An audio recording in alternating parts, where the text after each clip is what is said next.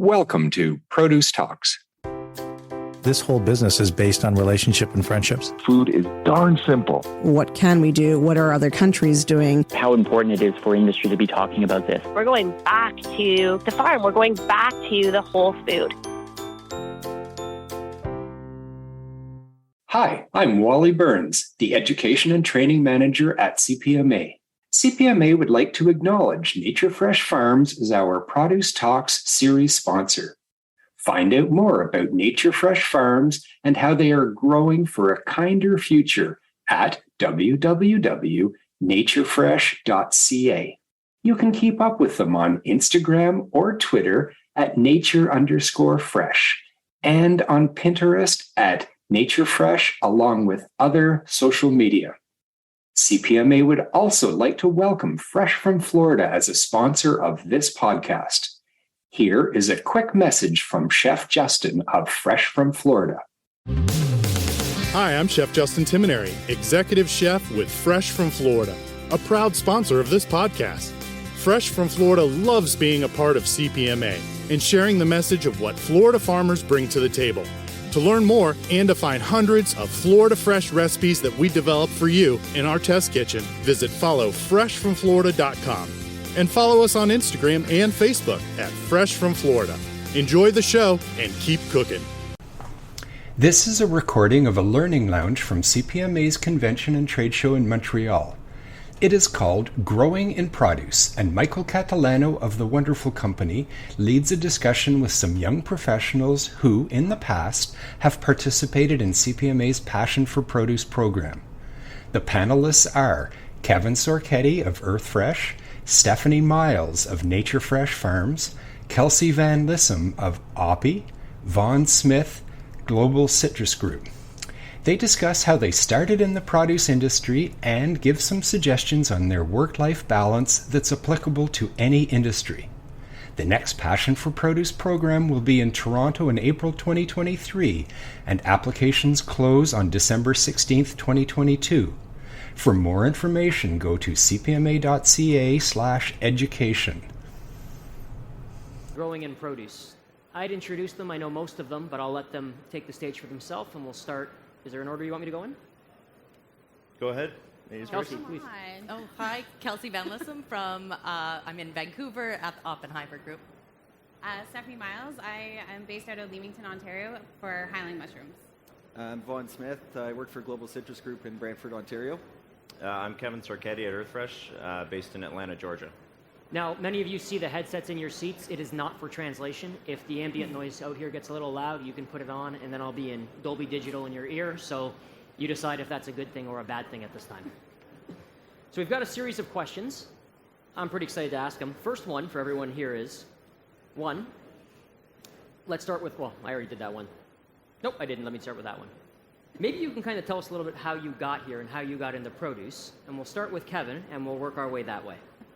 Yeah, for sure. So, started really early. Even in elementary school, in the summer months, my parents would ship me off to my uncle's farm where I would help with the harvest. And then, fast forward a little bit longer. Went as a student in the summer months. I worked for EarthFresh as a part-time job with their marketing team, handing out free samples of baked potatoes in front of some of our retail customers. Which was such a fun job. And then fast forward a little bit afterwards, I was able to get a full-time job at EarthFresh and have been with them full-time for just under 10 years. So, 10 years already? Almost 10 years. It'll be May, 10 years. Wow, coming on the decade. Yeah, I know. It's kind of weird. Yourself, one. So I grew up in produce. I grew up on a small family farm in New Brunswick. We were selling at local farmers markets. From there, I was offered an opportunity to move west to Calgary, where I worked for a wholesaler in their warehouse, and then I worked my way up into sales and purchasing. I went to school for visual arts and psychology and then graphic design, and when I was looking for a job in the marketing graphic design field, I found a random job in greenhouse, and I haven't looked back. It's been about 9 years that I've been in produce now. I have to ask, what attracted you from the marketing background and what you did to the produce side of it? I think psychology was always like very prominent to me, and it always interests me, and I love designing and just being an artist. So it kind of helped me gear towards that, and produce is the perfect industry for it. Very fair. And yourself, Kelsey? Yeah, happy accident was, so right after high school, I knew public relations, communications, what I really wanted to do. So right away, I got into a certificate program, and then I immediately started freelancing, doing some part-time agency work, went back to school, and was able to, for a few years, build up some experience, and then was just ready for my full-time job after I had got out of school. And Oppy was looking for a social media coordinator. It aligned well with my skills. I'd kind of fallen into social media management, and that was their first role going into that. And so I just aligned well with it, and been at Oppy for 7 years. Went into, so my role has evolved from social media coordinator to marketing communications specialist, and just recently marketing communications manager. We need you to present that. We need you to present at the board one day, because the majority of the room had no idea what TikTok was. So there's definitely a role for you in the future of produce. Perfect. My next question, and I'll start with you if it's all right, Kelsey, and Sure. we'll work back this way. Was there a point in your career when you decided you just had to make a career change? If so, what was the triggers that did it? And if not, what kept you on the same career path? I know you disclosed a little bit how you were in the thing, but maybe you can talk to us a little bit about some of those factors. Yeah, no, I would say that I didn't. I had a moment of clarity that produce was right for me, and that it really aligned with my beliefs, a feel-good industry, and I could see myself being here for a really long time just because of all those aligning factors. Have not looked back since, for sure. And yourself? I mean, I fell into produce, and this career is perfect for me. It's tailor-made for my passions and everything. So there hasn't been really anything that's changed. It's more just progressing now and continuing to learn and to move my career forward. Have you found yourself seeking out new opportunities at your company to expand, or have you really been focused on the path that you're on? I'm always looking to grow. So I started as a marketing assistant, and now I've worked my way up to a marketing manager, and I'm always looking to increase my knowledge and expand my horizons that way. Very fair. Vaughn, yourself? So I've worked produce since I was a kid. I'll say in terms of changing career path, you figure out real quick that you don't want to be in the field with all the mosquitoes. So I'm more on the sales side now. With so many changing aspects of the industry, there's a lot to offer, so it never really gets old. And I love that it keeps me on my toes. Yeah, I just have a passion for produce, no pun intended, but little pun intended. A little bit. But yeah, I just love the industry. Just knowing how good we do to the end consumer. I'm really interested in the different diets that are out there, plant-based eating. My wife's a holistic health coach, so we have some fun conversations surrounded by every commodity in the produce industry. So just truly have a passion for it, and I haven't changed. To answer the question, yeah. So this question's a bit of a loaded one, because if I was asked this 10 years ago, my answer would look nothing like where I am today. But where do you see yourself 10 years from now? Well, 5 years ago, I didn't know that I was going to transition down to our Atlanta, Georgia facility, initially being from Burlington, Ontario. So it's very hard to predict as we move forward. I do know that I will have a 10-year-old, but we're expecting. So hey, congratulations! Thank you. But I will say that I'll definitely continue to be in the produce industry with EarthFresh. That is the plan, and as the company continues to grow, that's what I want to be part of the growth. So congratulations. Yeah. I still see myself working in produce, and I'm hopefully helping to create prosperous and good communities around the world. I think I want to be back here in like 10, 20 years, but as a mentor to the program instead, and as like an executive and telling my experience even more. Because 10 years is a long time. A lot can change and a lot can grow. And we will need that next generation to do that stuff in the next 10 to 20 years. And yourself, Kelsey? Yeah, I'd say that I've always just felt as long as I'm continuing to learn and grow and feel challenged, that I feel really good about where I am. And but in the next 10 years, I hope to still be with Oppy, leading the internal communications for Oppy and our grower partners too. Well, we'll put in the good word with Walt and the crew for you. Yeah. So the next one's for you as well, and it's a relevant topic for today, and it's company culture. So the question is that important to you, and what does a good company culture look like? Yeah, absolutely important to me. I think, of course, profitability has to be number one at any company, but a company that recognizes that profitability and the happiness and success of their employees goes hand in hand, and listening to their people, why that, what helps them, what gets them up in the morning, what that success looks like for them, and helping them through that. Something amazing that Oppy does is we have the Champions of Change. So, and I've been a member of the Champions of Change for the majority of my career at Oppy. It's a group of us. There's either one or two from department or office, so all around the company, and we all come together once a year and we evaluate the employee survey, and we then pull those key themes and some solutions, and then two of us will go and represent those themes to the executive committee, share it with them, and then they implement it into that next year's strategic plan. So that's been a really great part of our culture and our executive team directly listening to our employees. And at your company, does it involve different people from different sectors of the company, different Correct. age groups, sexes, and so to speak? Correct, and we typically will filter some people out, some people in, to just get different perspectives and such, yeah. And yourself? I mean, it seems similar to what I was about to say. But what I think about a company culture is just having people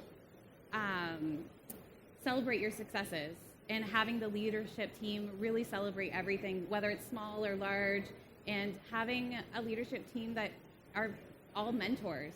So they mentor everybody that's coming in to help you grow, to help you do better and make better decisions and let you kind of fly and do your own thing. So a company culture is very important. That's fantastic.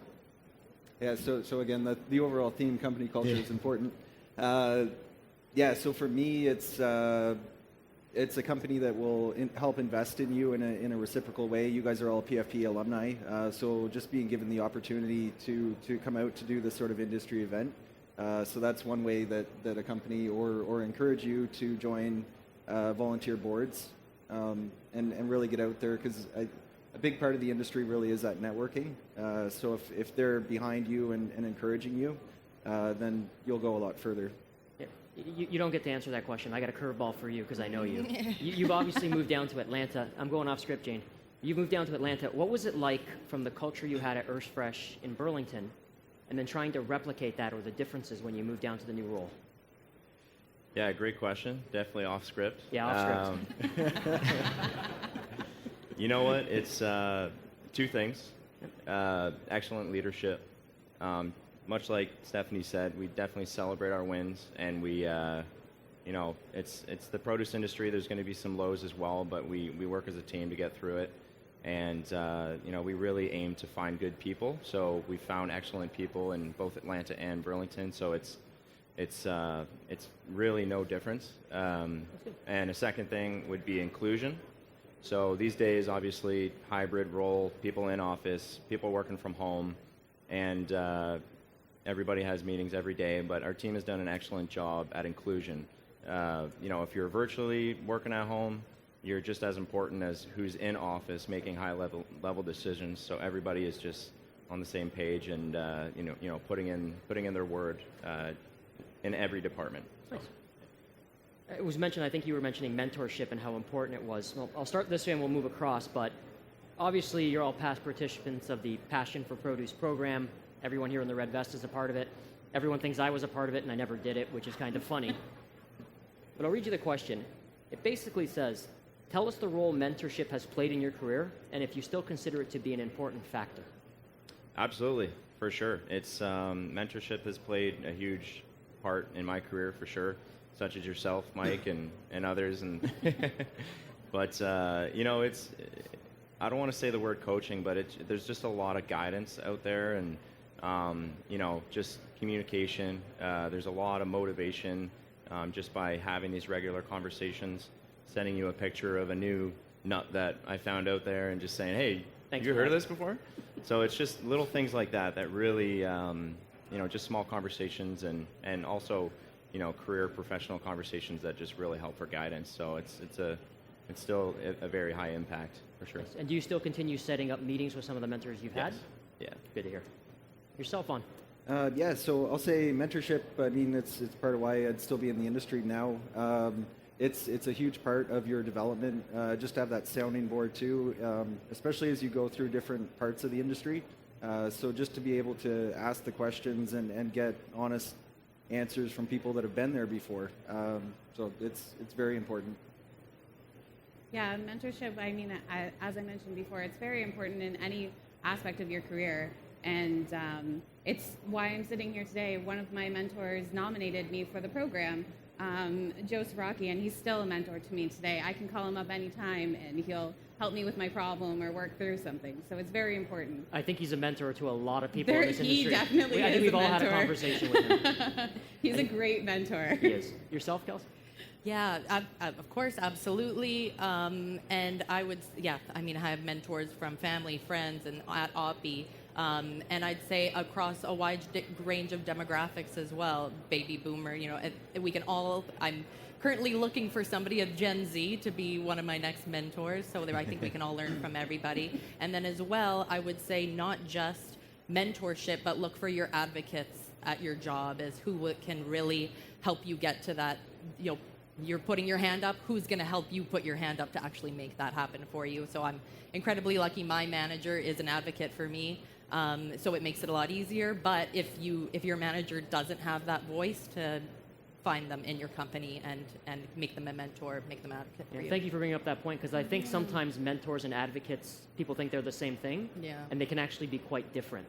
Thank you for bringing up that point. I'll stick with you on this, Kelsey. This is a topic that's near and dear to my heart as a father of 2 young kids, but work-life balance. So rather than read the whole question, just tell us how you handle work-life balance and what's it look like for you. Oh yeah, and I have a 2-year-old, so as through the pandemic, but and I mean the pandemic has just changed a lot. It's changed my perspective. I feel like now more than ever, I just look at my life as my full time. So it's up to me to fill it with hobbies and friends and job, or what makes me happy. So as long as I'm feeling balanced in all the things that that I enjoy, then I feel well balanced. And I'm a broken record for saying, you are the one that has to live with you for the rest of your life. Like, you better be doing the things that make you happy. And then two random things I would say too are is to just find things to save your time. I am a huge now grocery delivery to your door person, and I got a Roomba for Christmas, and those are like 2 things that have totally changed my time saving that now I can spend with my daughter and that kind of thing. Definitely use the grocery delivery too. That's I need amazing. a Roomba. I need a Roomba. Yourself? I mean, similar. It's still a work in progress for me. But through the pandemic has been a little bit easier for me, because I consciously make a decision that at the end of the day I'm done, and I go and do my own thing afterwards. I mean, there's always things that comes up randomly, but for the most part, you try to keep it within work hours and then be done at the end of the day so that you can have a life. And has your company been respectful of that? Very so to speak, respectful, stop? Yes. They're really good for that. They yell at you if you start work too early or work too late. So it's actually good. That's fantastic that they facilitate that. Vaughn, yourself? I'm going to be honest. I'm saying I haven't figured it out at all yet. But motivation is a big driver of change, right? So I now have a 6-week-old daughter at home, and I'll say, being able to work from home has probably been really helpful the last little bit.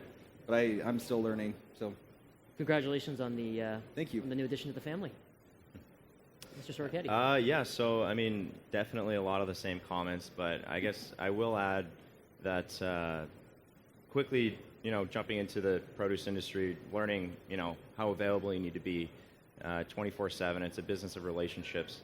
So we figured that time management is just really, really important, and we've done some courses on time management as well. So as an example, whether it's late on a Sunday or early on a Monday, to try to map out your week if you're in sales, as an example, pop in 2 hours of, strategizing, whatever it may be, and you'll quickly realize how much free time you actually have when you organize your calendar. So I feel like time management and just trying to stay on top of that. Obviously, there's a lot of incoming urgent stuff that pop up, but once you kind of, set your calendar for the week, you'll quickly realize how much free time you actually have, at lunch or after work. So it's refreshing to hear you all say that you're balancing it as best as you can. Obviously, with a 6-week-old, that's a whole different kettle of fish. I think I've had my best sleep in weeks here.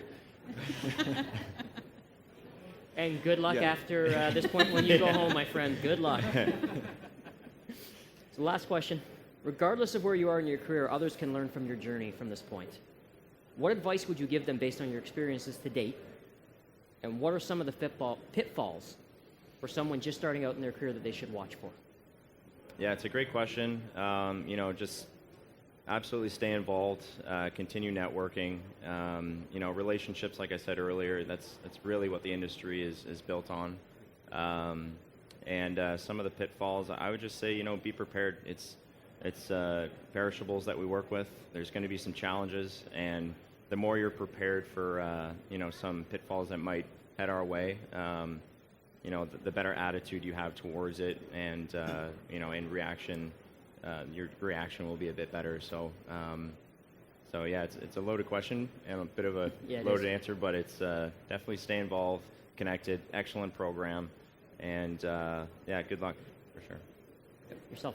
So a lot of the same, but get out there, build your network, volunteer as much as you can, raise your hand, say yes, and take advantage of any opportunity to talk to somebody that knows more than you, right? So produce is also, it's a very tight-knit community, so you want to be very cognizant that you're always doing the right thing for everybody as well too, as much as you can. So maintain your integrity.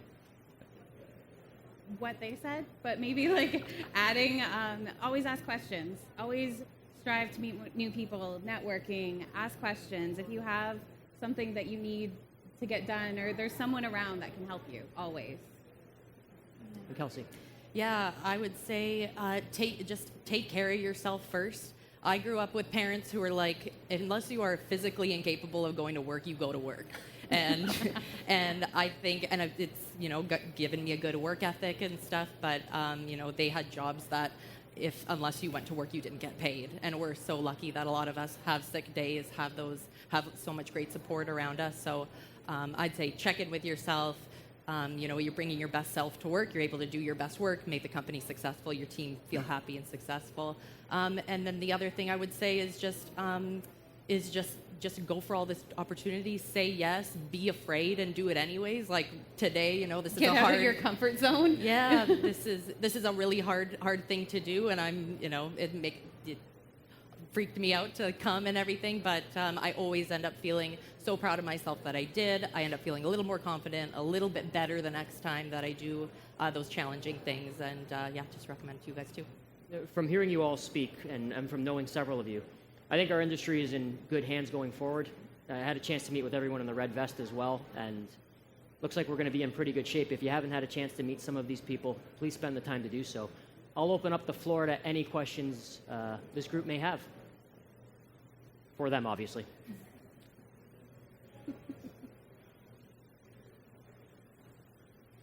Ray. We talk about celebrating wins, and Highland Mushroom recently won a new product award. Talk about your experience. Okay, there we go. Sorry about that. Highland Mushroom recently was awarded new item, innovative item from the new item showcase. Talk about your experience and your journey through this process, and how much it meant to you at this stage of your career. This has been a project for our team for many years, and it's so exciting to be recognized now. We've changed the packaging a couple times. It's been a journey that we've been on with this, and it's definitely been a team effort. So to win this award, it was so great to see. It's so great to see how excited everybody is to try it at the booth, which you can do later. We're serving it there. But the flavors, we did so much research into it. We definitely are excited to share it now. Any other questions for this group? Okay. Thank you all for taking the time to talk to us today. As a member of the PFP group, what sorts of things would you suggest that we do after this this experience to continue building on the momentum of it? Yeah, great question. So about 2 or 3 years ago, we started the development of the Passion for Produce alumni subcommittee, and we're still in the development stages right now for that committee. And so definitely stay involved, continue to reach out, and there's going to be, we do have the alumni group for PFPs, and for coming trade shows ahead, we do have the opening reception, so it's great to stay involved, as well as applying for the semi-annual as well with the CPMA. So, would anyone else like to add to that? Stay connected. I think I lost touch with a few people that I did the program with, but it would have been really great if we all had a chance to stay connected, because some of you might not always travel to the trade shows and everything. So just staying connected, even from afar, is definitely beneficial. Oh yeah, me and Kevin did the same program, and pretty well every CPMA or PMA or other event, I'll send everybody an email, be like, who else is going to be at the show, like just to connect and see each other again. So just keep those close friends.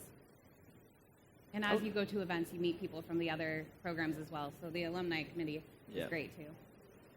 That was a good question. Yeah. Any other questions for our panelists? We are? Yeah.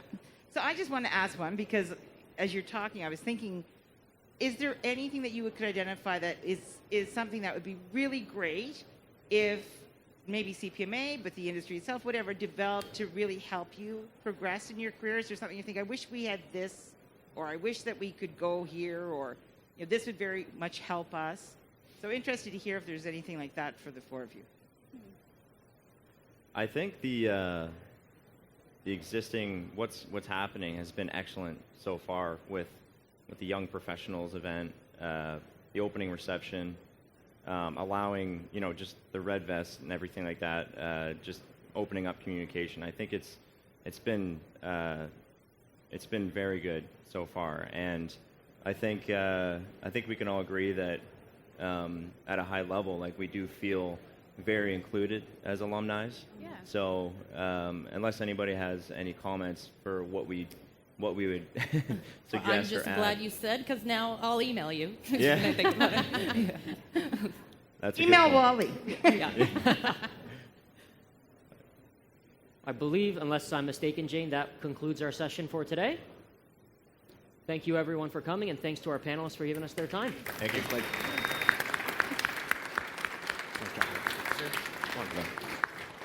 Great job. Thanks again, everyone. Until next time, fill half your plate with fruits and veggies, continue to seek out new knowledge, and basically never stop growing.